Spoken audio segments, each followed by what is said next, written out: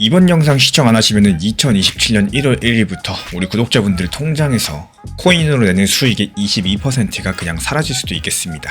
똑같이 투자해서 돈을 번 건데요. 주식 투자한 사람은 세금이 빵원이죠. 근데 코인 투자한 사람은 22% 세금을 떼간다라고 했을 때 과연 우리 구독자분들은 이게 공평하다라고 느껴지시나요? 지금 이 질문이 대한민국 1300만 코인 투자자 사이에서 폭발하고 있는 이유는요. 작년에 정부가 주식이랑 채권에 매기려던 세금들, 이거를 금융투자소득세, 줄여서 금투세라고 부르는데요. 이걸 완전히 없애버렸습니다. 근데 코인에 매기는 세금은 그대로 가겠다라고 하고 있는 겁니다. 그것도 내년이 아니라 바로 그 다음에 2027년 1월 1일부터 시행해요. 1년 조금 넘게 남았다는 얘기인 건데, 그렇다면 도대체 얼마를 떼간다는 건지 정확하게 살펴보고 가도록 하겠습니다. 현행법 기준 따져봤을 때 코인으로 1년에 250만원 넘게 벌면요, 그 초과한 금액에 대해서 22% 세금이 붙습니다. 정확히는 소득세 20%에 대해서 지방세 2%까지도 더해진 숫자인데요. 한번 예를 들어 볼까요? 우리 구독자분들이 1년 동안 코인으로 1억을 벌었다고 쳐볼게요. 250만원은 빼주고 나머지 9,750만원에 대한 22% 세금이 붙을 거고, 계산하면 약 2,145만원이 세금으로 빠집니다. 그냥 한 번 들으면 그러려니 하겠지만 본인 통장에서 빠진다고 생각하면 얘기가 완전히 달라지죠. 근데 여기서 진짜 이상한 부분이 또 따로 있는데요. 같은 시기에 주식 투자자는 어떨까요? 대주주가 아닌 일반 투자자가 국내 주식을 사고 팔았을 때 양도소득세 자체가 없습니다. 거래할 때 0.15%짜리 증권 거래세만 내면 끝인데요. 사실상 제로에 가깝다는 거고, 이러니까 코인 투자자들 사이에서 주식은 봐주고 왜 코인만 잡냐 이런 말이 안 나올 수가 없다라는 거고, 이 형평성 논란들이 정확히 지금 정치권을 흔들고 있습니다. 그럼 정치권은 어떻게 움직이고 있을까요? 야당인 국민의힘이 먼저 칼을 빼들었습니다. 송원석 원내대표 측에서 3월 19일에 가상자산 소득세를 아예 없애자 이런 법안을 발의했고요. 단순하게 시행 시기를 미루는 정도가 아니라 폐지하자는 겁니다. 그리고 며칠 뒤 3월 25일 국민의힘 의원들이 직접 코인원 본사에 가서 5대 거래소 대표들이랑 간담회까지도 열었고요. 거기서 김은혜 의원은 이렇게 말을 했어요. 청년 투자자들의 질문은 단순하다. 주식은 되는데 왜 가상자산은 안 되냐? 형평성이 어긋난다라는 말입니다. 그리고 박수영 의원은 한 발 더 나아갔습니다. 근데 이 박수영 의원의 발언이 조금 더 충격적인 말인데요. 박수영 의원이 지적한 건 이 내용입니다. 국세청이 2027년에 세금을 걷겠다고 하는데 정작 그걸 거둘 시스템 자체가 아직까지도 준비가 안 됐다는 사실 때문입니다. 더 놀라운 사실은요.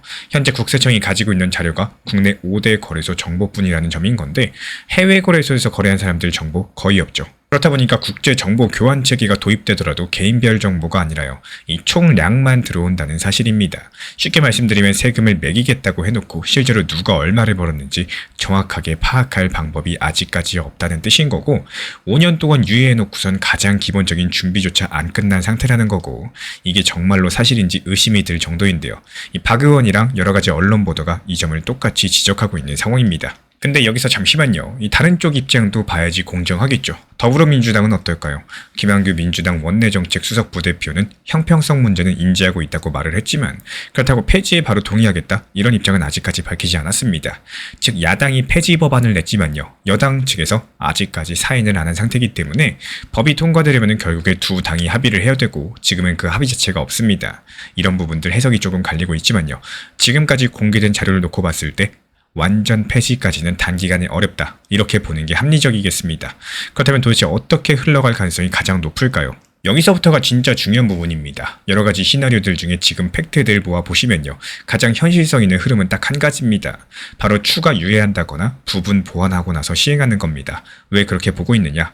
먼저 국세청 인프라가 부족하다는 거는 여당 야당 모두 다 인정하는 사실이에요. 그리고 청년 투자자 표심 문제 때문에 강행하기에는 정치적인 부담이 너무나도 큽니다. 그렇다고 완전 폐지한다, 민주당이 동의를 하지 않았기 때문에 통과 자체가 쉽지 않을 겁니다. 이 세 가지가 동시에 작용하면은 결국에 적당한 선에서 한 번 더 미루거나 또 세율이나 공제 기준을 손보는 쪽으로 갈 가능성이 가장 높겠고, 다만 이건 어디까지나 현재 상황을 근거로 한 추론이고요. 국회 논의가 한번 틀어지면은 결과는 얼마든지 달라질 수 있겠습니다. 그래서 정리드리자면요, 코인 22% 세금은 2027년 1월 1일 시행 예정이겠지만 형평성 논란이랑 인프라 부족 문제로 인해서 정치권에서 폐지 법안까지 나온 상황이고, 가장 가능성 높은 시나리오는 이 추가 유예한다거나 제도 보완이겠지만은 여야 합의 없이는 어떤 방향이든 확정은 어렵다는 사실. 그러니까 지금 코인 투자자들이 하셔야 되는 건요, 결과를 미리 단정하지 마시고 이 국회 움직임을 차분하게 지켜보시면서 본인 거래 내역부터 일단 정리해두는 일입니다. 그렇다면 만약에 이 세금이 진짜로 강행됐을 때 대한민국 코인 시장 자체는 어떤 모습으로 변할 수 있을까요? 다음 영상에서 이어가 보도록 하겠습니다. 리플이 오를 거다, 장기적으로 보유하면 된다, 이런 생각들보다는 오히려 리플이 얼마까지 하락을 할 수가 있고 또 그 하락에 대해서 어떤 대응을 해야겠다, 이런 생각을 하시면서 투자를 할 줄 아셔야 됩니다. 투자 시장에서 정말로 무서운 습관은요, 당연히 상승할 거다라고 생각하는 습관이라고 생각이 드는데요.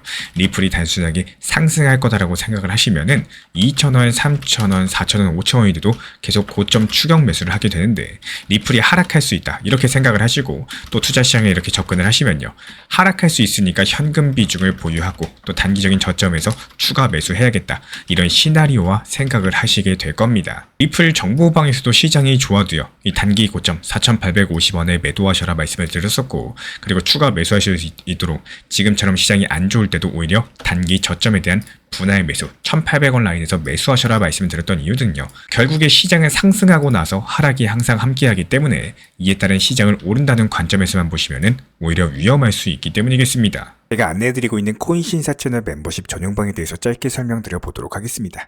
리플, 암호화폐 시장에 대한 중요한 이슈, 그리고 브리핑이나 시장의 흐름에 대한 전문적인 분석 내용 설명과 함께 차트상의 기술적 분석, 온체인 지표와 투자 심리에 대한 내용들을 같이 안내 도움드리고 있고, 가장 중요한 투자 심리를 컨트롤하기 위해서 포트폴리오의 구성에 대한 노하우, 투자 심리 컨트롤에 대한 내용도 같이 안내드리고 있습니다. 코인 신사 스터디 멤버십 가입하신 분들께서는 아래 번호 혹은 신청 링크 통해서 남겨주시면 제가 연락드리고 있고, 안내 설명과 함께 신사 채널 리플 전용 멤버십 방에도 입장 안내 설명드리고 있습니다.